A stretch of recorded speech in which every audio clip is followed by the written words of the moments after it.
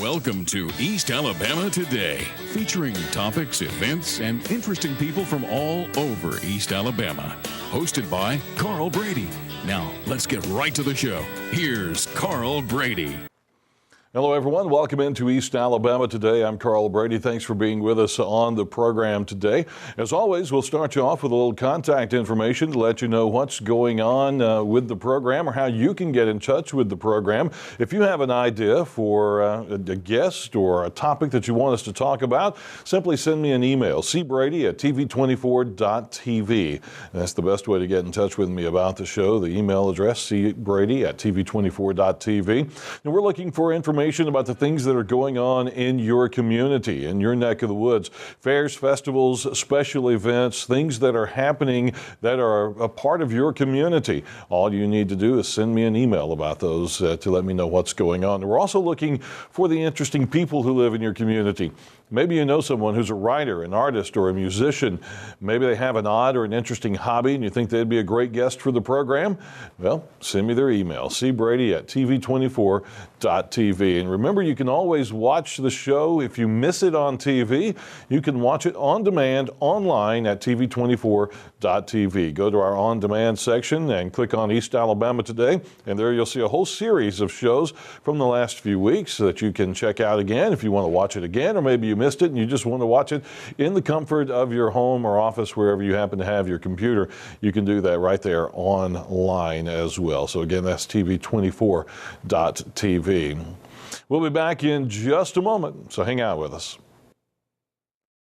Baker Piano and Music Company, in our 53rd year of service to you. Baker Piano and Music continues its tradition of excellent service and affordable prices. Baker stocks a wide variety of new and used upright and grand pianos. Find a large selection of electronic keyboards, guitars, and amps. Also take piano and guitar lessons. Baker Piano and Music, 211 Broad Street in downtown Gadsden. Call 256-546-4038. Find us on Facebook or visit GeraldBakerMusic.com. Welcome back into East Alabama Today. Again, I'm Carl Brady. Thank you for being with us on today's program. A couple of special guests with me today from the Alabama Cooperative Extension System. And we have Norm Haley from the DeKalb County office, right? Norm, welcome to the program. Thank you so much for having us. And Spencer Bradley, you're from Morgan County, right? Yes, sir. Great to have you on the program today. And we're going to be talking about something that as we're starting to get a touch of fall in the air. So people's minds in a lot of cases start turning to deer hunting season, which will be coming up pretty soon. So we wanted to talk a little bit about deer hunting, hunter safety, and some of the things like that. And you guys have developed a program. You've done one so far and may do others throughout the state called Deer 101. Just give me the basics of what this program is about. Either one of you. Sure. Deer Hunting 101 is basically kind of an all-inclusive basics of deer hunting for that beginning hunter or for that maybe intermediate knowledge hunter to come in and maybe brush up on some techniques, or for the new hunter to learn it all from start to finish, whether it's from the equipment they need to the scouting of deer to the harvest of deer, and actually to the point of even putting that meat in the freezer if they're lucky enough to get one. Yeah, absolutely. How popular is hunting in the state of Alabama? I'd say it's very popular, and the program was kind of designed for our age group, the 20s to early 30s, because I think there's a big push from that age group to get into hunting based on the good lean meat, no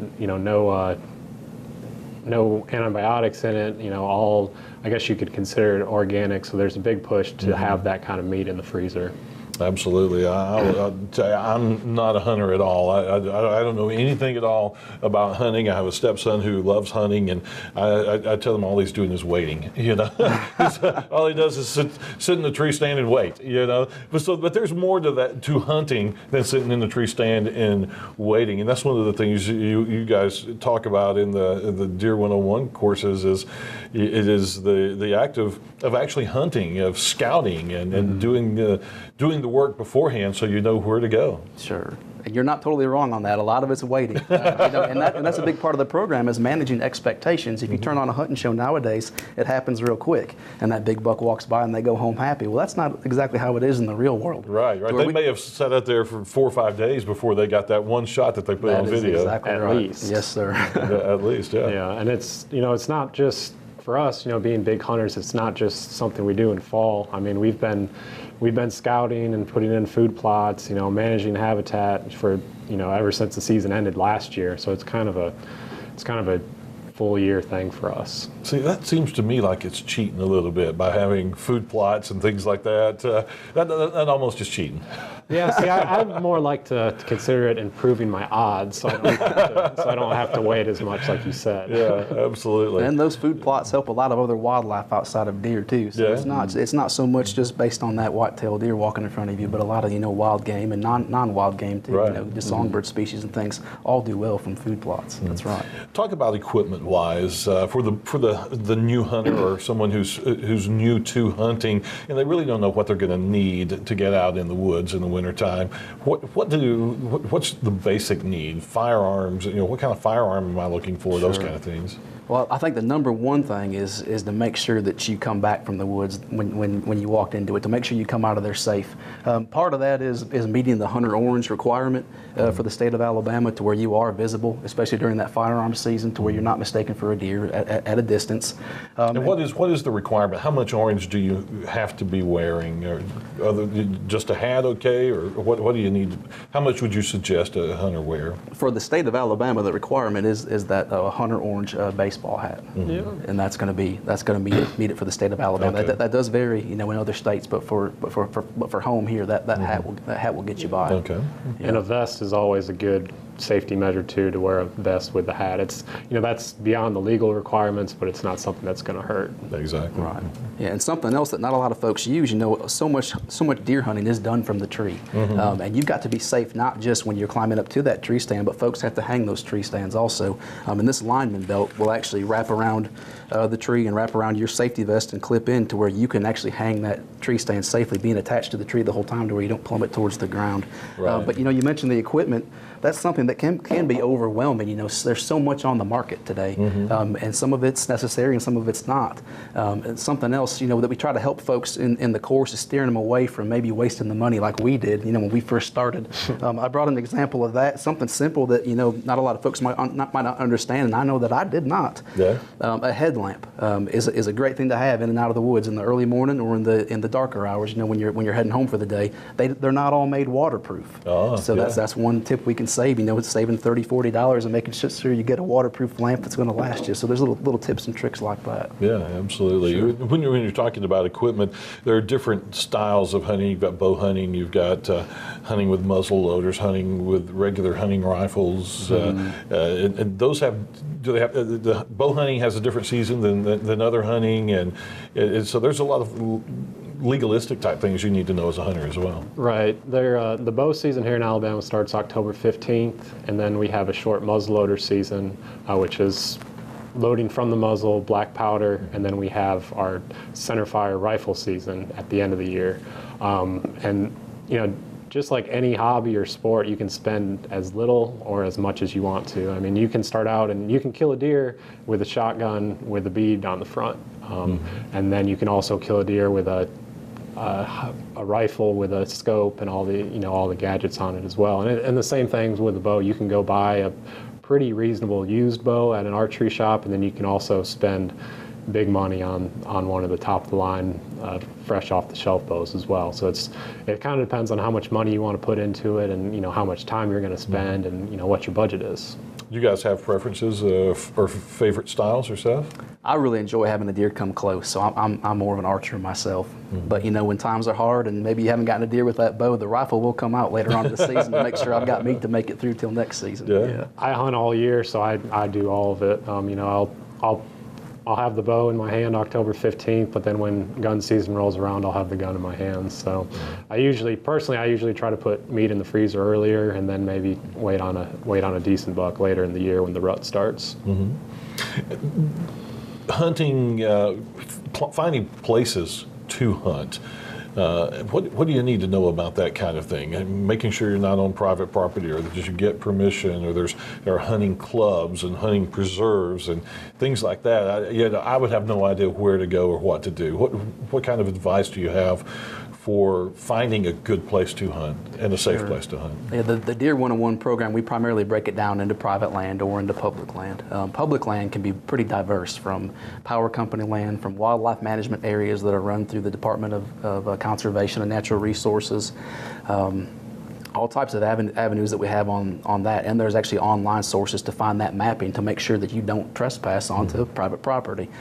So there is a pretty good access throughout the state of Alabama, especially here in East Alabama too. We've got a good bit of decent public land. Private land, it's just a matter of either knowing someone in the family, perhaps you have land yourself, and it doesn't take a lot of land. There's been some nice deer killed on plots that are less than 10 acres or so, to where you can find some pretty good options that way. If you don't have private land access and you'd like to go that route, it's a matter of knocking door to door, making sure you have written permission and the blessing from that landowner. Otherwise, of course, you are trespassing. And the important regulation that the state has is that you do need to have written permission on you at all times, to where if the game warden does get called for some reason, you've got the proof that you are permitted to be on that property. Right. Yes. And that's where a GPS would come in as good equipment as well, so that you can compare your map to where you actually are and know that you are on the property you're supposed to be on. Absolutely, because sometimes you got to be careful too. That private landowner may not be exactly sure where the boundary is, especially if they own a large parcel, to where that's something that you can do a little bit of research on and make sure that GPS keeps you on the up and up and legal. I would think it's good to research the area anyway, not just to walk out in the woods, because first off, you're going to need to be able to get out there and get back safely and find your way back. But the peripheral land as well. I know something I think of is, a rifle can, if the bullet doesn't hit anything, it can travel for miles, and you need to know what's on the other side of that ridge, or what's on the other side over there that you may be shooting toward in case you miss. So it's good to research the property you're hunting all around, isn't it? Right, absolutely.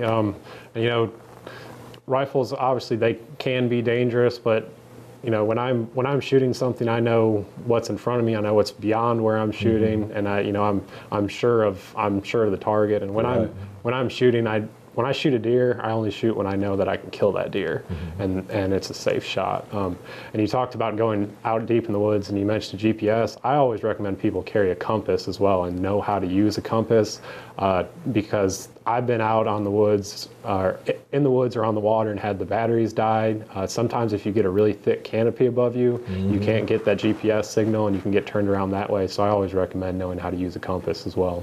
Any statistics or information on how often that happens? How many times hunters have to call in, call for help, or say, I have no idea how to get back to the truck? I don't think there's going to be a lot of good statistics on that, because most of them aren't going to admit to it. Hunters are a proud group, and they don't want to admit to getting lost in the woods. Right. So, but it happens.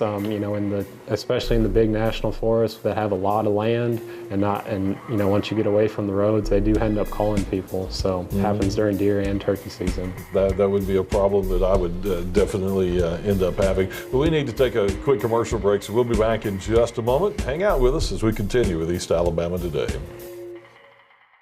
Baker Piano and Music Company, in our 53rd year of service to you. Baker Piano and Music continues its tradition of excellent service and affordable prices. Baker stocks a wide variety of new and used upright and grand pianos. Find a large selection of electronic keyboards, guitars, and amps. Also take piano and guitar lessons. Baker Piano and Music, 211 Broad Street in downtown Gadsden. Call 256-546-4038. Find us on Facebook or visit GeraldBakerMusic.com. Welcome back into East Alabama Today. Again, I'm Carl Brady. We have Spencer Bradley with us from Morgan County, and we have Norm Haley with us from DeKalb County from the Alabama Cooperative Extension Service. And we're talking about hunting, deer hunting, all the deer seasons are coming up soon, in just a few weeks, as a matter of fact. I think you said October 15th is when bow hunting season will start here in Alabama. One of the important things you need to know is you do have to have licensing. You have to get a license, you have to know the regulations, and the state puts out a publication that you can pick up almost anywhere that you're going to be able to get your license, that has all the dates and all the information that you need. Tell us about that. This is definitely something that you need to pick up every year, because it does change from year to year. This will have everything from information about certain public lands to hunt. It has all the hunting and fishing regulations. It has regulations about feeding deer. Really just everything is in this book, and it can get a little bit confusing. We can help with clarification, and the Department of Conservation can help with more clarification as well. That's another thing. In our programs, we do have a conservation officer come in, and he can go into the basics of it, and he'll also be there to answer any questions if you do need clarification. Absolutely. Well, one of the things that the Deer 101 program talks about is how to care for the meat once you've harvested the deer, and that's very important. You got to know how to do a proper field dressing, and then how to pack everything up, how to get it back out of the woods, get it to a processor, and then get it in your freezer safely so that you have safe, good food to eat for your family. Talk about that process and what folks need to know about that. Sure. I mean, as soon as you're fortunate enough to take that shot and recover that whitetail, that's when the processing starts primarily, to where you've got to be prepared. Whenever you're entering the woods, you've got to be able to have those cleaning supplies on you. Basically, field dressing is the act of removing the organs from that white-tailed deer, and then from the time that you've done that, which we go over that process in detail. It's not the prettiest thing as far as presentations are concerned, but it's real. I mean, it's part of what we have to do, and there's some care that has to be done. You don't want to puncture organs and get fluids on the meat that would otherwise just decrease the quality of it. Not so much that it's a danger to you, but it would leave some off flavor for sure. But then, once you have the deer back home, it's a matter of you have a choice. You can take it to a private processor and have the meat processed, and then you pick it back up, packaged and frozen and ready to take home. And they have other products too. They can make sausages and jerkies and things like that maybe other folks might not have the expertise to do. But you can also process that meat yourself with just a little bit of equipment. Personally, my processing involves a way to hang the deer. It allows you to remove the skin on that deer. You can quarter it up with just some simple knives that you can find more than likely already in the kitchen, some bowls to hold the meat, and a relatively expensive grinder, but it's an investment. You'll make your money back by grinding that meat and then just packaging with some Ziploc and butcher paper. The benefit, of course, of doing it yourself is you do save the money. You don't have to pay someone to process your meat. So over several seasons of hunting, you can save a pretty substantial portion, and you also are just assured of the quality. You've packaged it the way you want, and as clean and trimmed up as you'd like to have it. Something, if you do go to the private processor, it's important, and we stress this a lot, to know where they're located, their phone number, their drop-off situation, what they prefer, and then also maybe even check a few references and see if folks have been happy with the product that they've received. Absolutely. But when I'm in the field, how do I make sure that meat is not being contaminated with some kind of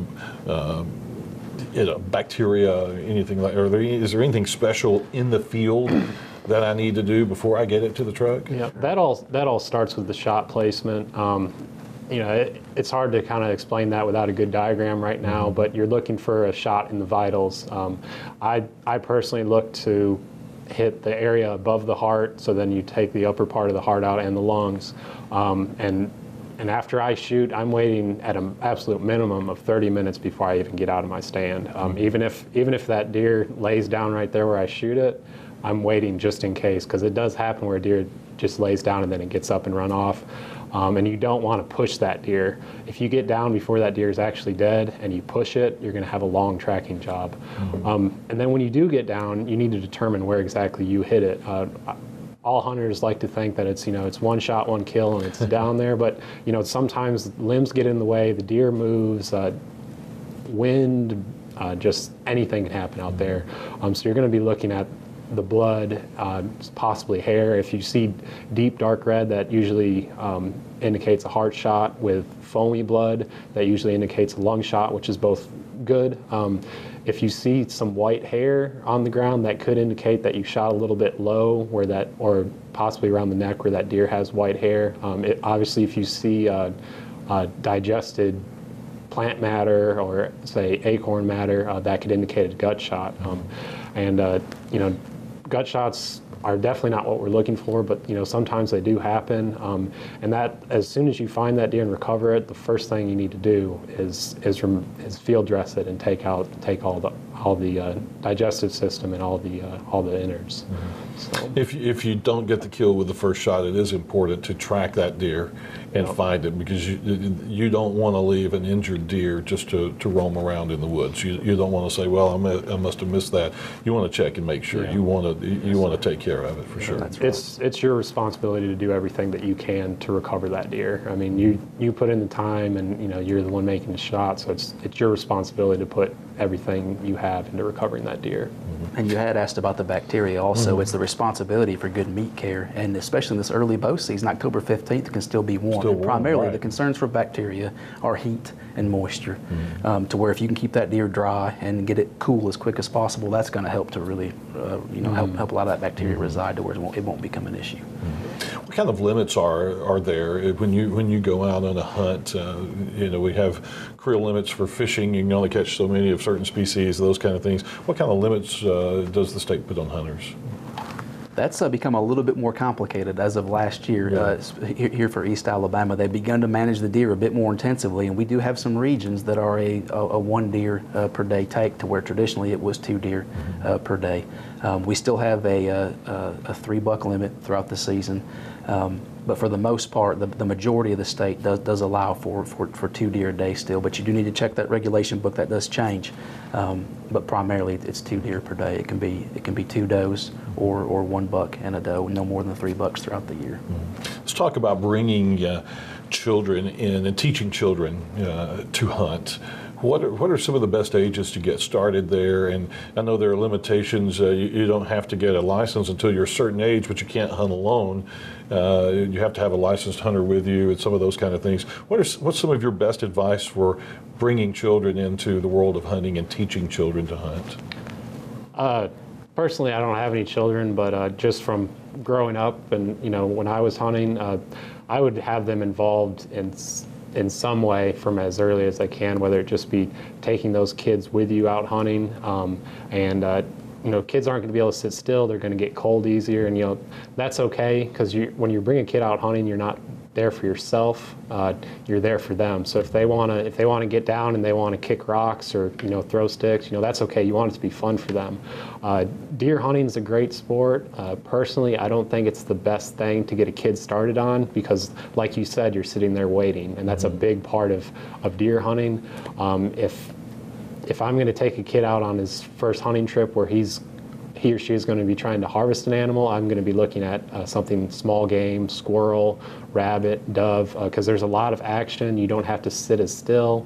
You don't have to be quite as quiet on stuff like that. So I'd recommend getting them involved in something that, with more action at first, and then once they start liking it, then you can get them into something, big game hunting like deer or turkey. How early? I know you have to teach firearm safety, and as soon as they start picking up a firearm. But for a firearm safety course like you guys teach, or something along those lines, when should they really start coming to those and really have the understanding of what you guys are teaching? Yeah, I think for the most part, you begin to see children in the field as young as 7 or 8, depending upon how competent they are, based on the parents' experience with how they're doing and how mature they are.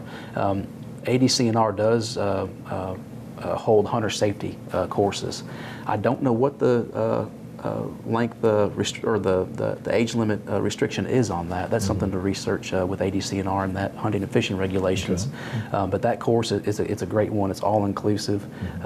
There is a grandfather clause for folks born before such a date. That's not required of them. But for the most part, anyone in the woods is going to need to have that hunter safety education. And as soon as that child is able to really comprehend the levity of having a weapon of any type, bow, gun, regardless, in their hand, I'd say it's never too early to teach them good hunter safety and ethical weapon carry and use. All right, now we're out of time, so give you a chance. If there's anything we didn't talk about, any last points you'd like to make before we go? I think just the one big thing is just for the general public, because we as hunters are at a minority group. We're less than 6% of the population that hunt. Really? The majority of the public is who supports hunting and understands that it does have a good use of a natural resource that is sustainable if managed right, and we do really help to maintain through hunting and population reductions healthier populations for those animals that are left. And it's all about the meat for the most part. I mean, if you have a survey of any type, it's nice to have nice antlers on that buck, when you walk up, but you can't eat the antlers. and those other deer, serve as a great source of meat throughout the year. And when we do our best to recover every animal, make the most ethical, safe trip that we can. Absolutely. All right, guys, and we'll take another commercial break. Come back and wrap up things in just a moment. Stay with us. Baker Piano and Music Company, in our 53rd year of service to you. Baker Piano and Music continues its tradition of excellent service and affordable prices. Baker stocks a wide variety of new and used upright and grand pianos. Find a large selection of electronic keyboards, guitars, and amps. Also take piano and guitar lessons. Baker Piano and Music, 211 Broad Street in downtown Gadsden. Call 256-546-4038. Find us on Facebook or visit GeraldBakerMusic.com. Final segment of the show today, and we've been talking with our guest from the Alabama Cooperative Extension Service, and talking about deer hunting, hunter safety. Deer 101 is what they call the program, and if you'd like to get in touch with the extension system, you can do so. There's their website, aces.edu. They have a Facebook page for forestry, wildlife, and natural resources, and there's also a YouTube channel, ACES Field Video on YouTube, that you can find a lot of really cool field video that they have made of hunting advice, how to build traps, and how to do different things. So there's some fun stuff there. And you also had another YouTube channel. You said you could that's more edited, refined video. We do, yeah. The folks at Auburn have a video group that they'll go out and make some more nicely produced videos for the team of forestry, wildlife, and natural resources that Spencer and I work with. You can find that on that same ACES page. Okay, very good. And also, if you are interested in maybe having a Deer 101 course here in the East Alabama area, you should go to the, we don't have the phone number here handy, but go to the ACES website, aces.edu, search for the Etowah County office there, and contact Amy at the Etowah County office, and get your name on a list. And once you get enough people that are interested, these guys are going to bring the Deer 101 program over here to Etowah County as well, and let you learn more about all the things that are involved in the Deer 101 program. Well, guys, we're completely out of time. Thanks for being with us. Much. It's been a pleasure to have you guys here. And folks, be safe when you go out in the woods this fall and winter with your hunting, and do so carefully, do so safely, and we'll see you next time here on East Alabama Today.